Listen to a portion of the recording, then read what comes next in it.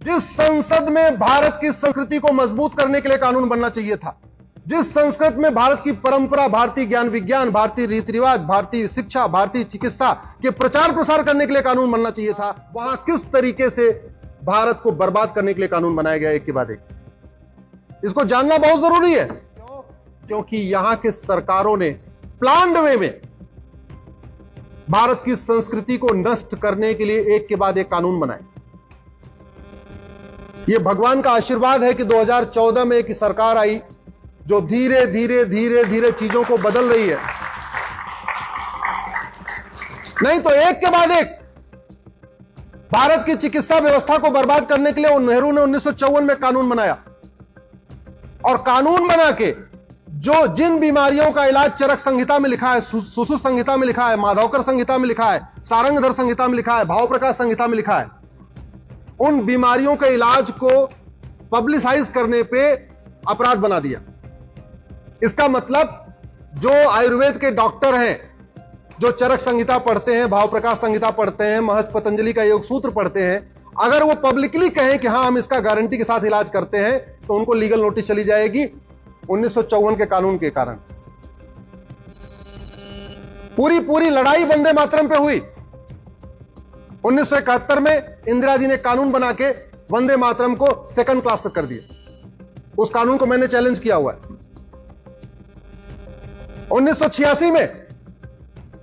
1986 में हम सब, हमारे परिवार के लोगों ने एक स्पष्ट जनादेश दिया, 404 सीट दिया। अगले साल 1985 में राजीव गांधी ने कानून बना के सारे के सारे घुसपैठियों को बसाने का इंतजाम कर दिया। सिटीजनशिप एक्ट में सेक्शन 6 से जोड़ दिया। पूरे भारत के लिए सिटीजनशिप की कट ऑफ डेट 1947 है। असम के लिए उन्होंने कट ऑफ डेट 71 कर दिया। उसको हम लोगों ने चैलेंज किया है। अभी 7 नवंबर से उसकी 5 जजों की बेंच सुनवाई शुरू करेगी। आप जरा सोचिए, घुसपैठियों को निकालने की बजाय घुसपैठियों को बसाने के लिए कानून बनाया गया। योग प्राणायाम नेचुरोपैथी को बढ़ाने की बजाय योग प्राणायाम नेचुरोपैथी को खत्म करने के लिए कानून बनाया गया। पूरा आजादी का आंदोलन वंदे मातरम से हुआ था। वंदे मातरम का प्रचार प्रसार करने की बजाय वंदे मातरम को किनारे लगाने के लिए 1971 में कानून बनाया गया। ये मैं उन कानूनों की बात कर रहा हूं जिसको मैंने चैलेंज किया, जिसकी मैं लड़ाई लड़ रहा हूं। मैं दूसरी बात नहीं करता। जो कुछ मैं बोलता हूं पहले कोर्ट में चैलेंज करता हूं, फिर बोलता हूं। यहां पे मुगलों ने हमारे मठ मंदिरों को तोड़ा।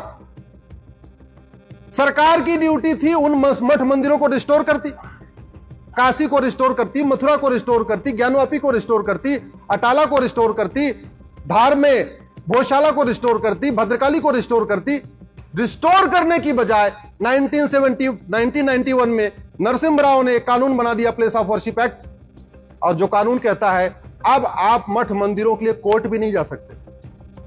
वो हमने सुप्रीम कोर्ट में चैलेंज किया हुआ है, मामला कोर्ट में चल रहा है।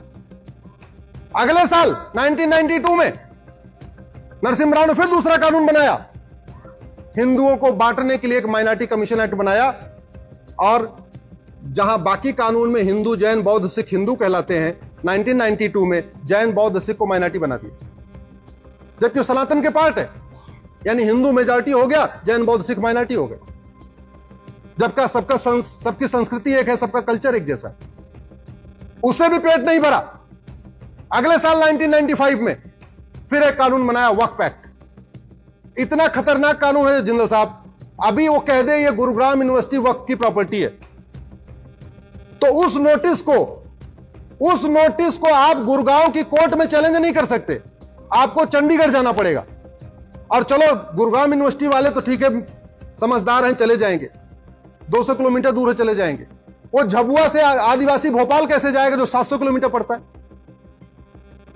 आदिवासी एरिया में इस वक्फ एक्ट के जरिए आदिवासियों का कन्वर्जन कराया जा रहा है। उनको नोटिस भेजी जाती है, ये तुम्हारी जमीन तो वक्फ की है। वो बोलता है जी क्या करूं? बोले काम करो, कन्वर्ट हो जाओ, तुम नोटिस वापस ले लो। इस तरीके से कन्वर्जन कराया जा रहा है। बड़े लोगों को नोटिस भेज के वसूली करते हैं और गरीबों को नोटिस भेज के कन्वर्ट कराते हैं। हमने चैलेंज किया उस कानून को भी। 2010 में नक्सलियों को, माओवादियों को, देश विरोधियों को, जासूसों को, गद्दारों को फंडिंग कराने के लिए कानून बना दिया कि विदेशों से फंडिंग होती रहे। और सबसे बड़ा पाप तो फिर 2012 में किया। आप लोग गूगल करना, Rahul Gandhi, Muslim personal law board, right to education, आपको एक गोपनीय टाइम्स ऑफ इंडिया की रिपोर्ट मिलेगी। जब राइट टू एजुकेशन बना, ये सारे स्कूलों पे लागू होता था। पर्सनल लॉ बोर्ड 2012 में मिलता है राहुल गांधी से कि नहीं, हमको मदरसा इसके बाहर चाहिए। क्यों? क्योंकि जब कानून के दायरे में आ गया तो मदरसों के ऑडिट शुरू हो गए। मदरसे में क्या पढ़ाया जा रहा है ये देखना शुरू कर दिया, सिलेबस क्या है वहां का, पढ़ाने वाला कौन है, सब जांच शुरू हो गई। रात को बैठक होती है, विशेष सत्र संसद का बुलाया जाता है। 2012 में मदरसों को राइट टू एजुकेशन के दायरे से बाहर निकाल दिया गया। एक के बाद एक लगातार कानून। घुसपैठ हमारी राष्ट्रीय सुरक्षा के लिए खतरा है। धर्मांतरण हमारी राष्ट्रीय सुरक्षा के लिए खतरा है।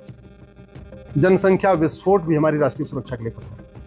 ये तीन हमारे लिए प्रमुख खतरे हैं। और जो राष्ट्रीय सुरक्षा के लिए खतरा है वो हमारी सामाजिक समरसता के लिए भी खतरा है। ये दोनों अलग अलग चीजें नहीं है। ये दोनों अलग अलग चीजें नहीं है।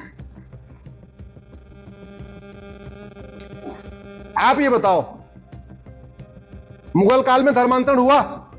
जोर से बोलिए जरा। अंग्रेजों के टाइम में हुआ? आज भी हो रहा है। मुगलों का काम भी धर्मांतरण कराना था, अंग्रेजों का काम भी धर्मांतरण कराना था, आज भी धर्मांतरण। क्यों? क्योंकि एक तो हमने सठे साठ्यम समाचरित सिद्धांत के अनुसार कानून नहीं बनाए, और जो कानून है भी उसको हमने ढंग से इंप्लीमेंट नहीं किया। धर्मांतरण राष्ट्र की सुरक्षा के लिए खतरा है। इसलिए आज मैं हरियाणा की इस पवित्र भूमि से आप सबसे कहता हूं, जब कभी धर्मांतरण हो, कोई घटना आए, आप लोग गुड़गांव के पुलिस कमिश्नर से मिलिए, बोलिए धर्मांतरण राष्ट्र की सुरक्षा के लिए खतरा है, और राष्ट्र की सुरक्षा के जो खतरे होते हैं उससे निपटने के लिए कानून है, एनएसए, नेशनल सिक्योरिटी एक्ट, लगाइए इसके ऊपर। 1 साल तक इसको जमानत नहीं मिलनी चाहिए। धर्मांतरण देश की एकता अखंडता के लिए खतरा है। देश की एकता अखंडता के लिए जो खतरा है उससे निपटने के लिए हमारे पास एक कानून है, यूएपीए, लगवाइए उसको। धर्मांतरण एक ऑर्गेनाइज क्राइम है। ऑर्गेनाइज क्राइम से निपटने के लिए हमारे पास कानून है, गैंगस्टर एक्ट, लगवाइए उसको। धर्मांतरण वेजिंग वॉर है, एक अप्रत्यक्ष युद्ध है, इनडायरेक्ट वॉर है। जो धर्मांतरण कराने वाले हैं उनके मददगार, उनके खिलाफ लगवाइए, वेजिंग वॉर की धारा लगवाइए। जब तक धर्मांतरण कराने वालों की प्रॉपर्टी जब्त नहीं होगी। तो हमारे गुरु ने सिखपंथी नहीं बनाया होता। बनाया किस लिए? धर्मांतरण रोकना। हमारे शीशगंज गुरुद्वारा किस लिए बना? धर्मांतरण रोकने के लिए। हमारे पूर्वजों ने इतना युद्ध किया धर्मांतरण के खिलाफ, और हम इतना नहीं कर पा रहे हैं, ढंग का कानून नहीं बना पा रहे हैं और ढंग का कानून लागू नहीं करवा पा रहे। वही हालत घुसपैठ की है। 5 करोड़ घुसपैठिए 2017 में आ गए थे, अब तो 5.5 करोड़ हो गए। घुसपैठ राष्ट्र की सुरक्षा के लिए खतरा है। आपके हरियाणा के प्रत्येक जिले की डेमोग्राफी बदल रही है, और डेमोग्राफी बदलने का 3 ही कारण है, घुसपैठ, धर्मांतरण और जनसंख्या विस्फोट।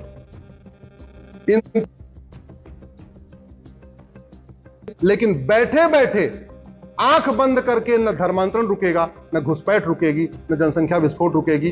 तीनों के लिए कठोर कानून बनाना पड़ेगा। कानून का राज है, तलवार से आप रोक नहीं सकते। तलवार से, तलवार निकालेंगे धर्मांतरण खिलाफ, आपके खिलाफ मुकदमा हो जाएगा। तलवार निकालेंगे घुसपैठ खिलाफ, आपके खिलाफ मुकदमा हो जाएगा। किसी का आप धमका के अगर जनसंख्या विस्फोट रुकवाएंगे, आपके खिलाफ मुकदमा हो जाएगा। ये तीनों समस्याओं का समाधान कानून बना के ही हो सकता है।